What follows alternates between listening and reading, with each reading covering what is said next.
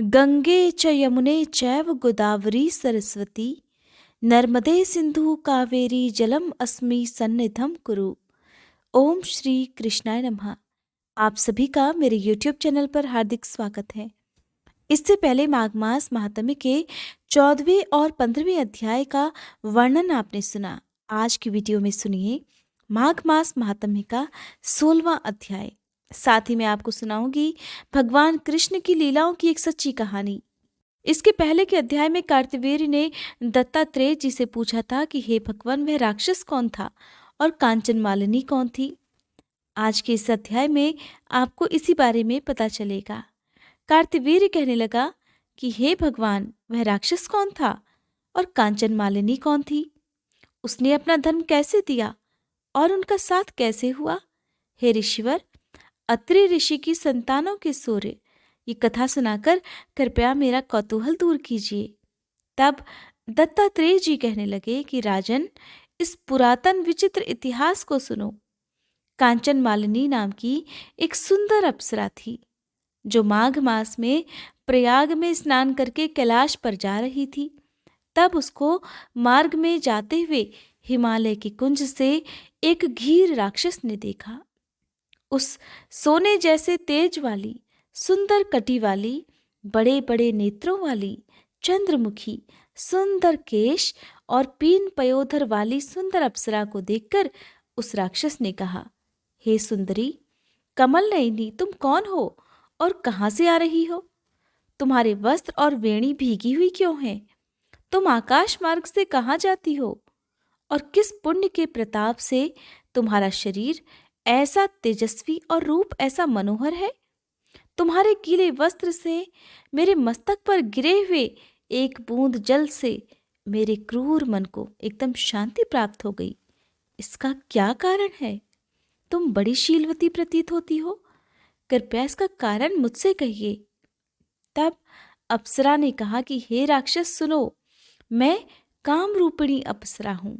मैं प्रयाग में संगम में स्नान करके आ रही हूँ, इसी कारण मेरे वस्त्र भीगे हुए हैं। अब मैं स्नान करने के बाद कैलाश पर जा रही हूँ, जहाँ पर श्री शिव निवास करते हैं। त्रिवेणी के जल से मेरी सब क्रूरता दूर हो गई, जिसके पुण्य के प्रभाव से मैं इतनी सुंदर और पार्वती जी की प्रिय सखी हो गई हूँ। जो आश्चर्य देने वाला उदाहरण मुझसे श्री ब्रह्मा जी ने कहा था, वो अब तुम भी सुनो। मैं कलिंग देश के राजा की वेश्या थी। रूप, लावण्य और सुंदरता में अपूर्व थी। मेरी सुंदरता पर सारा नगर मोहित था और मैंने अनेकों प्रकार के भोग भोगे। अनेक प्रकार के वस्त्र और आभूषणों की मेरे घर में कोई कमी नहीं थी।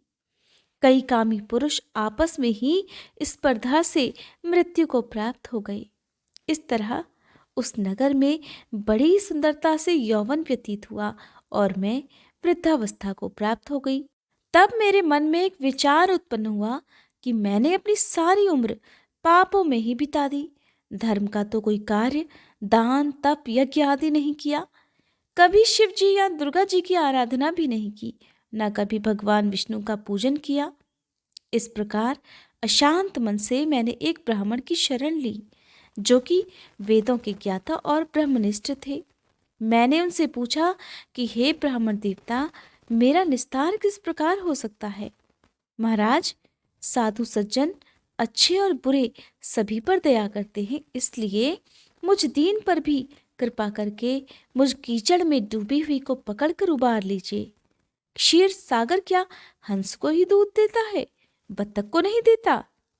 तब वह ब्राह्मण राजा का पुरोहित इन सब बातों को सुनकर मुझ पर दया करके कहने लगा कि तू ब्रह्मा के क्षेत्र अर्थात प्रयाग में जाकर माघ मास में त्रिवेणी संगम में स्नान कर, परंतु मन में अशुभ क्रिया का विचार कदापि नहीं करना। पापों के नाश के लिए महर्षियों ने तीर्थ स्थान से अधिक और कोई प्रायश्चित नहीं बतलाया। प्रयाग में स्नान करने से तू अवश्य पवित्र होकर स्वर्ग को जाएगी। हे भामिनी, पुराने समय में गौतम ऋषि की स्त्री को देखकर इंद्रदेव ने काम के वशीभूत होकर कपट वेश में उससे भोग किया था। इसलिए ऋषि द्वारा दिया गया श्राप और उसका शरीर अत्यंत लज्जायुक्त हजारों भगों वाला हो गया। तब इंद्र नीचा मुंह करके अपने पाप कर्म की बुराई कराने लगा। मेरु पर्वत के शिखर पर स्वच्छ जल वाले सरोवर पर एक स्वर्ण कमल से भरे हुए कोटर में घुस गया और अपने पाप को धिक्कारता हुआ कामदेव की बुराई करने लगा कि यही सब पापों का मूल है। इसके ही वशीभूत होकर मनुष्य नरक में जाते हैं और अपने धर्म, कीर्ति, यश और धैर्य का नाश कर डालते हैं। इंद्र ऐसा सोच रहा था, सो इंद्र के बिना सारा देवलोक शोभाहीन हो गया। तब देवता, गंधर्व, किन्नर, लोकपाल इंद्राणी के सहित बृहस्पति जी से जाकर पूछने लगे कि हे महाराज, इंद्रदेव के ना रहने से स्वर्ग ऐसा शोभाहीन हो गया है जैसे सतपुत्र के बिना श्रेष्ठ कुल। इसलिए स्वर्ग की शोभा के लिए कोई क्रिया सोचिए। इस विषय में देर बिल्कुल नहीं लगानी चाहिए। तब बृहस्पति जी कहने लगे कि इंद्र ने बिना सोचे विचारे जो कर्म किया है उसका फल वो भोग रहा है। वो कहाँ है मैं सब कुछ जानता हूँ। फिर गुरु जी ने सबको साथ लेकर स्वर्ण कमलों से युक्त बड़े सरोवर में इंद्र को देखा, जिसका मुख मलिन और आंखें बंद थीं। तब इंद्र ने बृहस्पति जी के चरणों को पकड़कर कहा, हे गुरुदेव, इस पाप से उद्धार करके आप मेरी रक्षा कीजिए।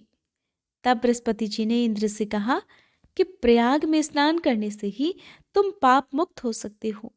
तब इंद्र सहित सभी ने प्रयाग में जाकर संगम में स्नान किया और त्रिवेणी स्नान से इंद्र पाप मुक्त हो गए। तब बृहस्पति जी ने इंद्रदेव को वरदान दिया कि तुम्हारे शरीर में जितने भग हैं सब नेत्र हो जाएं।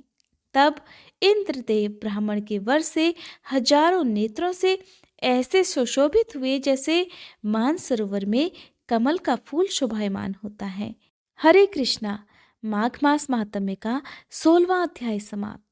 इसके आगे का वर्णन आपको मेरे चैनल पर आगे आने वाली वीडियो में मिलेगा। आज अमावस्या के दिन यदि आप सुनना चाहते हैं सोमवती अमावस्या और मौनी अमावस्या की व्रत कथा, तो इसकी वीडियो भी मेरे चैनल पर अपलोड हो चुकी है। आप चाहें तो इस वीडियो को भी जरूर देखिएगा। आइए सुनते हैं भगवान कृष्ण की बाल लीलाओं की सच्ची कहानी। हमारे देश में साक्षी गोपाल नामक एक मंदिर है। ये कहानी वहीं की है। एक बार दो ब्राह्मण वृंदावन धाम की यात्रा पर जा रहे थे, जिनमें से एक वृद्ध थे और दूसरा जवान था। उनकी यात्रा बहुत लंबी और बहुत कठिन थी, जिस कारण उन दोनों को यात्रा करने में बहुत सारी परेशानियों का सामना करना पड़ा। उस समय रेलगाड़ियों की सुविधा भी नहीं थी, तो वृद्ध व्यक्ति ब्राह्मण युवक का अत्यंत कृतज्ञ था। और ऐसा इसलिए क्योंकि रास्ते में चलते समय जब भी वृद्ध व्यक्ति को कोई परेशानी आती तो वह युवक उनकी सहायता करता था। आखिरकार किसी प्रकार दोनों परेशानियों का सामना करते हुए वृंदावन धाम पहुंच ही गए। वृंदावन में पहुंचकर उस वृद्ध व्यक्ति ने उस युवक से कहा, हे युवक, तुमने मेरी बहुत सेवा की है और मैं तुम्हारा बहुत आभारी हूँ। अब मैं चाहता हूँ कि तुम्हारी इस सेवा के बदले मैं तुम्हें कुछ पुरस्कार दूं। उस ब्राह्मण युवक ने कुछ भी लेने से इनकार कर दिया, पर वह व्यक्ति तो जिद करने लगा। अब उस वृद्ध व्यक्ति ने अपनी जवान पुत्री का विवाह उस ब्राह्मण युवक से करने का वचन दे दिया। उस युवक ने वृद्ध व्यक्ति को समझाया कि ऐसा हो ही नहीं सकता। आप तो बहुत अमीर हैं और मैं तो बहुत ही गरीब सा ब्राह्मण हूँ। और देखिए, ये जो वार्तालाप उन दोनों के बीच में हो रहा था, ये हो रहा था भगवान गोपाल कृष्ण के श्री विग्रह के सामने। लेकिन वृद्ध व्यक्ति तो अपनी जिद पर अड़ा था और फिर कुछ दिन तक वृंदावन में रहने के बाद वे दोनों व्यक्ति अपने घर लौट आए। वृद्ध व्यक्ति ने घर आकर सारी बात बताई कि उसने अपनी बेटी का विवाह एक ब्राह्मण से तय कर दिया है, पर उनकी पत्नी को ये सब मंजूर ही नहीं था। उस वृद्ध व्यक्ति की पत्नी ने कहा, अगर आप मेरी पुत्री का विवाह उस गरीब युवक से करेंगे तो मैं आत्महत्या कर लूंगी। उधर वह युवक ब्राह्मण के वचन का इंतजार कर रहा था। अब उस युवक को यह भी चिंता थी कि वृद्ध व्यक्ति अपने वचनों को पूरा करेगा भी या नहीं। फिर एक दिन ब्राह्मण युवक से रहा नहीं गया और उसने वृद्ध पुरुष को उसका वचन याद दिलवाया। अब वृद्ध पुरुष मौन था, क्योंकि उसे एक तरफ डर था कि अगर वो अपनी बेटी का विवाह इससे कर देता है तो उसकी पत्नी अपनी जान दे देगी। और वृद्ध पुरुष ने उस युवक की बात का कोई उत्तर नहीं दिया। वृद्ध पुरुष को मौन देखकर ब्राह्मण युवक ने फिर से उसका दिया हुआ वचन याद दिलाया। तभी वृद्ध पुरुष के बेटे ने उस ब्राह्मण युवक को अपने घर से ऐसा कहकर निकाल दिया कि तुम झूठ बोल रहे हो और तुम मेरे पिता को लूटने के लिए आए हो। फिर ब्राह्मण युवक ने उसके पिता द्वारा दिया गया वचन याद करवाया। ब्राह्मण युवक ने कहा कि ये सारे वचन तुम्हारे पिताजी ने भगवान कृष्ण के श्री विग्रह के समक्ष दिए थे। और तब वृद्ध व्यक्ति का बड़ा पुत्र, जो कि भगवान को मानता ही नहीं था, उस युवक से कहने लगा, ठीक है, जैसा कि तुमने कहा कि भगवान के सामने मेरे पिताजी ने तुम्हें वचन दिया था, अगर भगवान इस बात के साक्षी हैं तो यही सही। अगर भगवान प्रकट होकर वो कह दें कि वो इस वचन के साक्षी हैं जो मेरे पिता ने तुम्हें दिया है, तो तुम मेरी बहन के साथ विवाह कर सकते हो। ये बात सुनकर ब्राह्मण युवक ने कहा, हाँ, मैं भगवान कृष्ण से कहूंगा कि वो साक्षी रूप में आए। और उसे भगवान श्री कृष्ण पर, अपने कान्हा जी पर पूरा विश्वास था। उसका विश्वास तो देखिए, उसे पूरा विश्वास था कि भगवान कृष्ण उसके लिए वृंदावन से जरूर आएंगे। और फिर अचानक वृंदावन के मंदिर की मूर्ति से आवाज सुनाई दी, मैं तुम्हारे साथ कैसे चल सकता हूँ, मैं तो मात्र एक मूर्ति ही हूँ। और तब उस युवक ने कहा था कि अगर मूर्ति बात कर सकती है तो साथ भी चल सकती है। तब भगवान कृष्ण ने युवक के सामने एक शर्त रख दी कि तुम मुझे किसी भी दिशा में ले जाना, मगर पीछे पलटकर नहीं देखना। तुम सिर्फ मेरे घुंघरुओं की ध्वनि से ये जान सकोगे कि मैं तुम्हारे पीछे पीछे आ रहा हूं, बस पीछे मुड़कर नहीं देखना। युवक ने उनकी बात मान ली और वह दोनों वृंदावन से चल पड़े। आगे आगे वह युवक चल रहा था, उसके ठीक पीछे पीछे घुंघरुओं की आवाज आ रही थी। अब जिस नगर में उन दोनों को जाना था, वहां पहुंचने के बाद युवक को घुंघरुओं की आवाज आना बंद हो गई। अब जब अचानक से ही घुंघरुओं की आवाज आना बंद हो गई तो उस युवक ने सोचा कि कहीं भगवान जी वापस तो नहीं चले गए। अब उससे धैर्य रखा ही नहीं गया और उसने पीछे मुड़कर देख लिया। अब जब पीछे मुड़कर देखा तो उसने देखा कि वहां तो एक मूर्ति खड़ी हुई रखी थी, जो कि मूर्ति थी आगे चल ही नहीं सकती थी। और ऐसा इसलिए हुआ था क्योंकि उस युवक ने अपने वचन के विपरीत कर लिया था। उसने भगवान को वचन दिया था कि वो पीछे मुड़कर नहीं देखेगा, और जब उसने पीछे मुड़कर देख ही लिया तो जो घुंघरुओं की आवाज आ रही थी, जो भगवान कृष्ण साक्षात उसके पीछे पीछे चल रहे थे, वो एक मूर्ति में बदल चुके थे। अब वो युवक दौड़कर किसी तरह नगर पहुंचा, सब लोगों को इकट्ठा किया और कहने लगा कि देखो, भगवान श्री कृष्ण साक्षी रूप में मेरे साथ आए हैं। अब लोग जब आए वहां पर तो उन्होंने देखा कि इतनी विशाल मूर्ति, इतनी दूर से चलकर आ कैसे सकती है। अब उन्हें उस युवक की बात पर विश्वास हो गया कि जरूर इस मूर्ति में बहुत सत्य है। कहा जाता है कि उन्होंने श्री विग्रह के सम्मान में उस स्थल पर एक मंदिर बनवा दिया और आज भी लोग इस मंदिर में साक्षी गोपाल की पूजा करते हैं। इसीलिए कहते हैं कि अगर पूजो तो भगवान, नहीं तो पत्थर हैं। कहते हैं कि अगर आपको अपने भगवान में, अपने इष्ट देवी देवताओं में सच्ची श्रद्धा है, मन में अटूट विश्वास है, तो आप यकीन करिए, आप चाहे कितने भी कष्ट में क्यों ना हो, आपको आपके भगवान उबार ही लेंगे।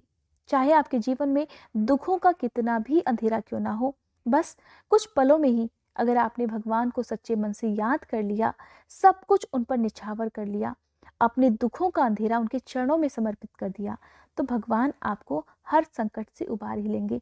और कान्हा जी तो अपने भक्तों की पुकार सुनकर बहुत जल्दी उनकी मनोकामनाएं पूर्ण कर देते हैं। ये थी आज की वीडियो। उम्मीद करती हूँ आज की ये कहानी आपको पसंद आई होगी।